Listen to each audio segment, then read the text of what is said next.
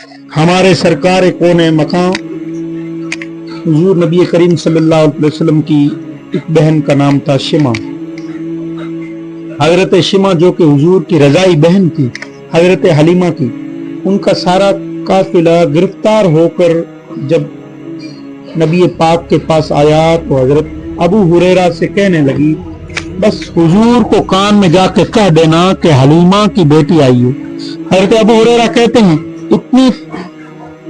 اتنی تیزی سے اٹھے حضور پاک کہ ان کی چادر بھی منبر پر رہ گئی. حضور پاک گھر لے گئے، پھر فرمایا فاطمہ اور عائشہ کو بلاؤ کہ میری بہن آئی ہے.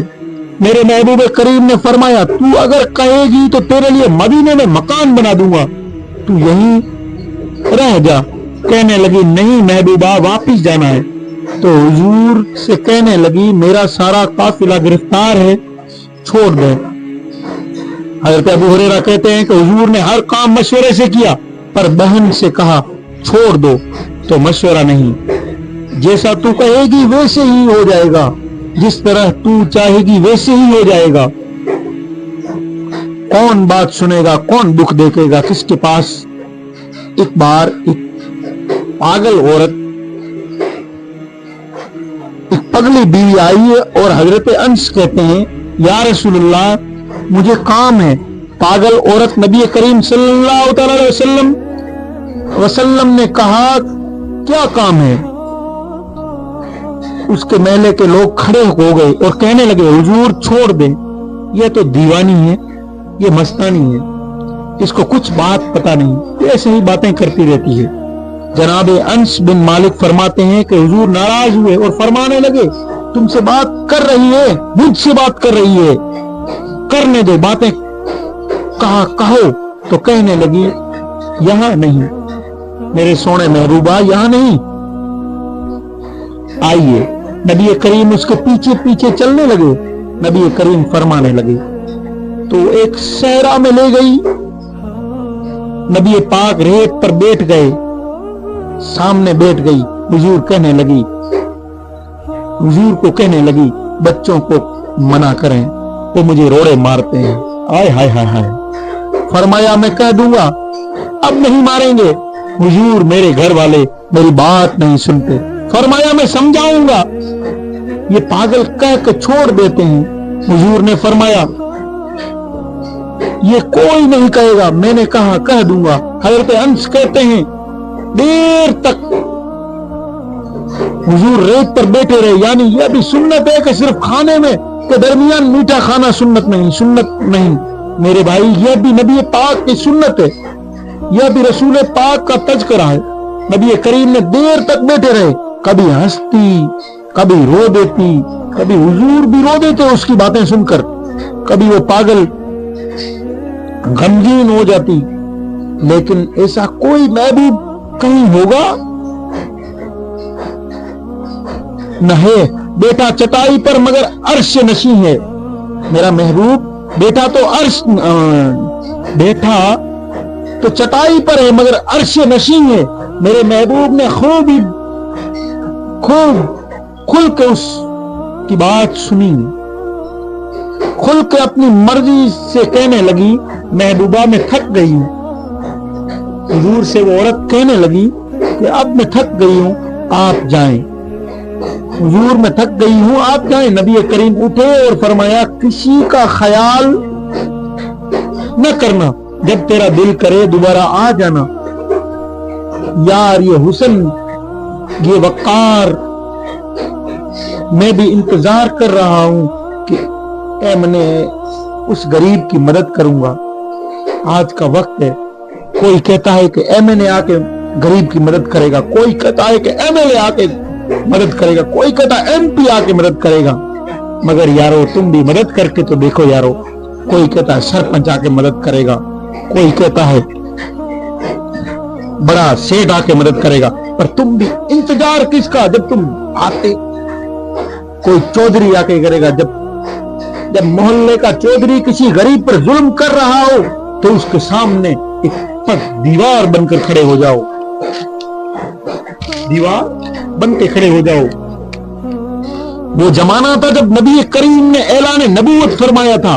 مکہ میں تو سارا مکہ مخالف ہو گیا تھا، مکہ سارا مخالف ہو گیا تھا، سارا مکہ ایک وقت، ایک انسان ہر چیز کا ایک عروج کا وقت ہوتا ہے، ایک عروج کا وقت ہوتا ہے، اور ایک ایسا وقت ہوتا ہے جب غربت آ جاتی ہے۔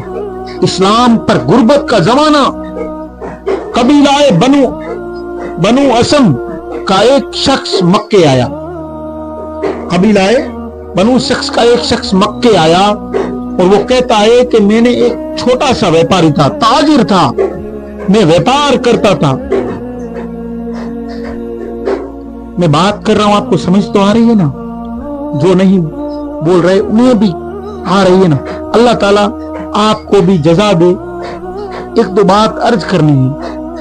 حضرت طائف بن ابو عبداللہ ان کے رابی ہیں، وہ بنو اسم کے رہنے والا ایک شخص آیا، میں ایک چھوٹا سا تاجر تھا، ویپاری تھا، گاؤں سے اونٹ اور گھوڑے خریدا کرتا تھا اور مکے میں بیچنے آتا تھا، مدینے میں بھی لے جا کے بیچتا تھا۔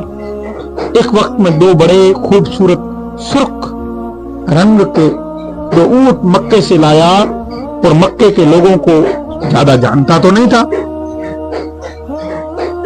منڈی میں جو لوگ آتے جاتے تھے ان کو میں جانتا تھا، مال بیچ کے چلا جاتا تھا۔ آج جب میں مکے میں داخل ہوا تو مجھے ایک ابو جہل کہنے لگا، یہاں ایک شخص نے دعویٰ کیا ہے کہ نبوت کا، اس کے قریب میں جانا۔ تو میں نے کہا ٹھیک ہے، نہیں جاؤں گا۔ میں نے اس اونٹ دکھائے تو ابو جہل کو پسند نہ آ گئے اور سودا ہو گیا، اونٹ خرید لیے۔ وہ شخص کہتا ہے اونٹ خرید کر لیے، کہنے لگا محلے کی فلاں گلی اور فلاں جگہ میرا مکان ہے، تم کل آنا اور پیسے لے جانا۔ تو میں کل پیسے لینے جیسے ہی گیا تو کہنے لگا آج پیسے نہیں ہے، کل آ جانا، میں اگلے دن تم۔ اس طرح کرتے کرتے 3 سے 4 دن ہو گئے، اس طرح 3 سے 4 دن جاتے کل آ جانا، جاتے کل آ جانا۔ تو اس تاجر کچھ تو تاجر اس زمانے میں آج بھی ہیں، اور اس زمانے میں ایسے ہوا کرتے تھے جو کہ کچھ گھاٹا رہتا وہ اپنی خود خوشی کر لیا کرتے تھے، مگر وہ تاجر ان میں سے نہ تھا۔ تو اس نے جب چوتھی بار جب ابو جہل کے پاس پہنچا اور کہنے لگا اے ابو جہل، میں غریب ہوں، میرے گھر پر بچے بھی انتظار کر رہے ہیں، میرے یہاں کوئی دوست یا میرے کوئی پہچاننے والے تو یہاں مکے میں ہے نہیں، تم ایسا کرو میرا پیسہ دو اور مجھے جانا ہے۔ تو جو تیزی سے بات کی تو ابو جہل نے کہا جا کے لے لے، تیرے کو جہاں سے پیسے ملے، میں نہیں دوں گا، جا کے پیسے لے لے، نہیں دوں گا، تو کیا کر سکتا ہے میرا؟ تو وہ رو کر واپس جانے لگا۔ تو وہ جب مکے کے بڑے بڑے چودھریوں کے پاس گیا تو ان چودھریوں نے کہا کہ تو جا اور کعبے کی پیٹ لگا کے وہ جو بچہ بیٹھا ہے اس بچے کے پاس جا اور اس کو کہہ دے وہ ابو جہل سے تجھے پیسے دلا دے گا۔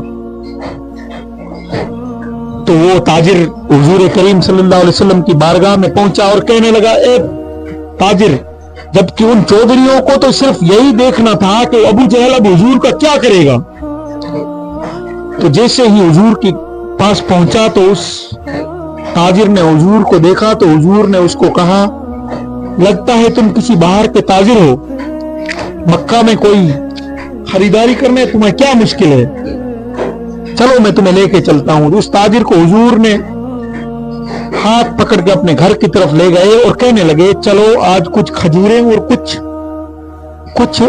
کھجوریں اور کچھ کھیر، دودھ جس کو کھیر کہتے ہیں، کھیر نوش فرمائیں، اور کھانا کھلایا۔ اور ابو جہل کہا چلو میں تمہیں پیسے دلاتا ہوں۔ تو وہ حضور صلی اللہ تعالی علیہ وسلم اس کو گئے اور ابو جہل کے گیٹ کے اوپر گئے تو ان جو حضور کے پاس میں اس تاجر کو جن وہاں کے چودھریوں نے بھیجا تھا، انہوں نے سوچا کہ ابو جہل حضور کو ماریں گے، دڑکائیں گے۔ تو حضور نبی کریم صلی اللہ تعالی علیہ وسلم جیسے ہی ابو جہل کے گیٹ کے اوپر پہنچے تو اس طرح ضرب سے دیکھا ایک ابو جہل ملعون کسی تاجر کو پریشان کرتا ہے اس کے پیسے لا کے دے. تو حضور کی آنکھوں میں جو وقار تھا, حضور کی آنکھوں میں جو غصہ تھا, اس کو دیکھ کر ابو جہل کی پیروں تلے زمین نکل گئی. ابو جہل کی پیروں تلے زمین نکل گئی اور ابو جہل سیدھا اندر گیا اور اس تاجر کے جو پیسے بات ہوئی تھی وہ پیسے لا کے دے دیے. حضور صلی اللہ تعالی علیہ وسلم نے اس تاجر کو وہ پیسے دیے اور پیچھے سے دیکھ رہے لوگ, جو چودھریوں نے لوگوں کو بھیجا تھا, انہوں نے دیکھا کہ آئے یہ ابو جہل تو کتنا وقار والا. پر حضور کا وقار, وہ تو کہتے ہیں نا چٹائی پر بیٹا اور عرش نشین ہے, چٹائی پر بیٹا وہ عرش نشین ہے. اس کی باتیں تو کیا کہنا, وہ محمد عربی ہے, محمد مصطفیٰ ہے. یہی تو میرا کمال, یہی تو میرے نبی کا کمال ہے. سب نبیوں نے کہا تھا, سب نبیوں نے کہا تھا کہ دیکھو ہم نے اللہ کو دیکھا نہیں ہے مگر اللہ ہے ضرور. پر میرے نبی نے, حضرت آدم نے بھی یہی کہا تھا کہ اللہ ہے پر میں نے دیکھا نہیں ہے. حضرت ابراہیم نے بھی یہی کہا تھا اللہ ہے پر میں نے دیکھا نہیں ہے. حضرت اسماعیل نے بھی یہی کہا تھا کہ اللہ ہے پر میں نے دیکھا نہیں ہے.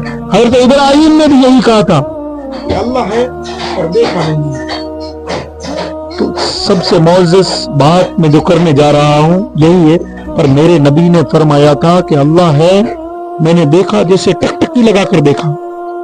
حضور نبی کریم صلی اللہ تعالی علیہ وسلم کی بارگاہ مقدس پناہ میں ایک بار درود کریم صلی اللہ تعالی علیہ وسلم پڑھیں. اللہم صلی علی سیدنا و مولانا محمد معدن الجود والکرم, اللہم طب القلوب و دعایا, نور الابصار و ضیایا, سلام قول من رب رحیم تعزل ایها المجرمون, ورب اجعلنی مقیم الصلاة ومن ذریتی, ربنا وتقبل دعائے, ربنا اغفر لی ولوالدی وللمؤمنین یوم یقوم الحساب. اللہم ربنا آتینا فی الدنیا حسنۃ وفی الآخرۃ حسنۃ وقنا عذاب النار. جو بھی اس قرآن کریم کی تلاوت کی ہے, اے اللہ ہم بھولے میں انجانے میں جو بھی ہم سے غلطیاں ہوئی ہے, اللہ ہم کو تیری بارگاہ میں معاف فرمانا اور قرآن کریم کی جو تلاوت کی ہے اس کو قبول فرمانا. اسی طرح ہمارے جو مقاموں میں آرام فرما رہے ہیں مولا ان کی روحوں کو جنت نصیب عطا فرمانا. یا پروردگار جو بے اولاد ہے ان کو صاحب اولاد کر دے, یا میرے مولا جو بے نمازی ہے ان کو نمازی بنا دے, یا میرے پروردگار جو بیماریوں میں مبتلا ہے ان کو بیماریوں سے شفا عطا فرما دے. بلغ العلا بکمالہ کشف الدجا بجمالہ حسنت جمیع بخصالہ, صلو علیہ وآلہ وسلم تسلیما. اللہم صلی علی سیدنا و مولانا محمد معدن الجود والکرم.